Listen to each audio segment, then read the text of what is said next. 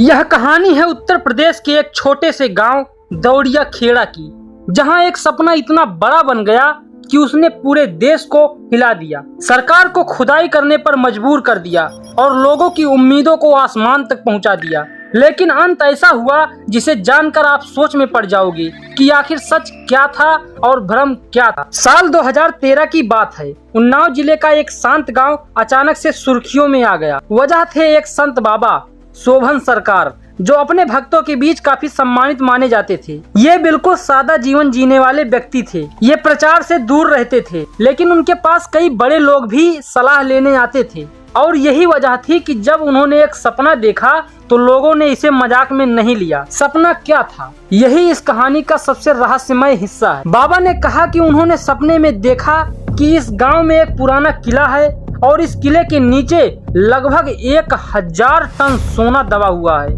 ये सोना किसी आम आदमी का नहीं, बल्कि 1857 की क्रांति के एक वीर योद्धा राजा राव राम बख्श सिंह का है, जो अंग्रेजों के खिलाफ लड़े थे और जिनकी संपत्ति को अंग्रेजों ने छिपा दिया था। अब सोचो, एक साधु का सपना, लेकिन उसमें हजारों टन सोने की बात। ये कोई छोटी बात नहीं है। धीरे धीरे ये बात फैलने लगी, पहले गांव में, फिर जिले में, फिर मीडिया तक पहुंची और देखते ही देखते पूरा देश इस खबर को जानने लगा। टीवी चैनल, अखबार, हर जगह केवल एक ही चर्चा थी कि जमीन के नीचे सोना छुपा हुआ है। सबसे दिलचस्प बात यह है कि इस मामले को कुछ बड़े लोगों ने भी गंभीरता से लिया। बाबा के एक शिष्य ने ये बात सरकार तक पहुंचाई और फिर जो हुआ वो और भी चौंकाने वाला। सरकार ने इस दावे की जांच करने का फैसला लिया और इसमें शामिल हुए भारतीय पुरातत्व सर्वेक्षण, जिसे हम ASI कहते हैं। अब यहाँ से कहानी और गहरी हो जाती है। ASI कोई साधारण संस्था नहीं है। ये वही संस्था है जो हजारों साल पुराने इतिहास को खोजती है, हर चीज को वैज्ञानिक तरीके से जांचती है। तो पहले सवाल ये उठता है, क्या सिर्फ एक बाबा के कहने के आधार पर ASI ने खुदाई शुरू कर दी, या इसके पीछे कुछ और भी कारण है? असल में खुदाई करने से पहले GPR सर्वे किया गया।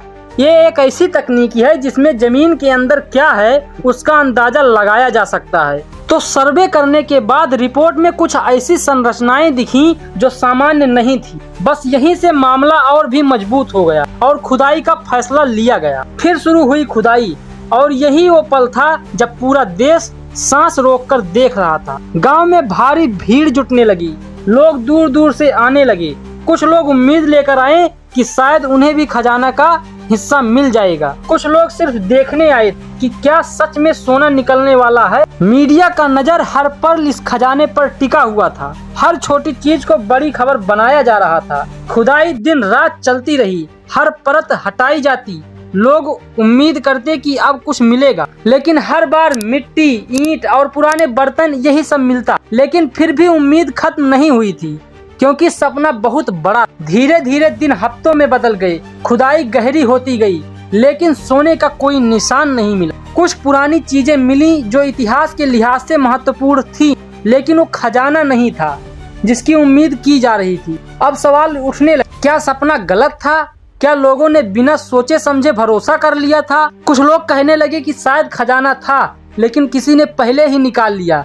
कुछ लोग बोले कि ये सिर्फ अफवाह थी, और कुछ लोग आज भी मानते हैं कि खजाना कहीं न कहीं जरूर है। अब सवाल उठने लगे। इस पूरी घटना ने एक बड़ा सवाल खड़ा किया, क्या हमें सपनों पर भरोसा करना चाहिए या हर चीज को वैज्ञानिक नजरिए से देखना चाहिए? क्योंकि यहाँ एक तरफ आस्था थी तो दूसरी तरफ विज्ञान, और अंत में विज्ञान ने ये साबित किया कि वहाँ कोई खजाना नहीं था। लेकिन इस कहानी की गहराई सिर्फ इतनी नहीं है। असली बात यह है कि इंसान की सोच कैसी होती है। जब उसे अचानक बहुत बड़ा फायदा दिखता है तो वो बिना सोचे उस पर विश्वास कर लेता है। ये घटना सिर्फ एक गांव की नहीं थी, ये पूरे समाज की मानसिकता को दिखाती है। आज भी अगर आप उस गांव में जाओ तो लोग इस घटना को याद करते हैं।